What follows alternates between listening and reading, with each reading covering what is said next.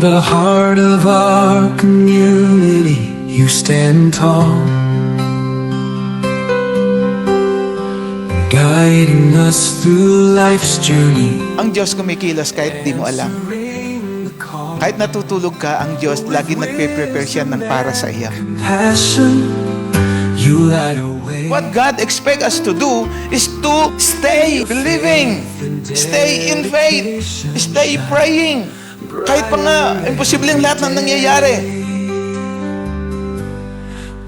So, hindi ka nawawalan ng loob pag tinitingnan natin yung nakaraan. Huwag kakalimutang tingnan ang mga nakaraang victory, ang mga nakaraang saya, ang mga nakaraang karanasan.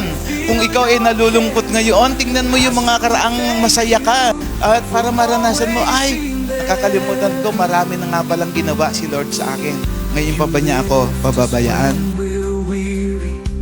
Sinusot natin lagi yung katuwiran ng Diyos na tayo, nang sinabi ng Diyos na tayo ay pinatawad, tayo nga ay pinatawad nga. So lumalakad tayo sa buhay natin na hindi tayo condemned, na hindi tayo laging parang inuusig ng ating bundihi, sapagkat alam natin, pinatawad tayo ng Diyos, tinanggap tayo ng Diyos, at yon ang katuwiran ng Diyos tungkol sa atin. Our shepherd.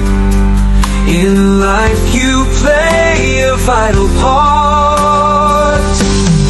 Pastor, we thank you for all that you do. Your love and devotion, your spirit so true. In every sermon and prayer we feel your care. Pastor, we thank you for always being there.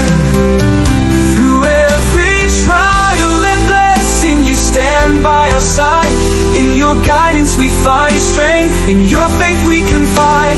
Your tireless dedication, your unwavering grace, we see the light of God's love in your face. Pastor, we thank you for all that you do.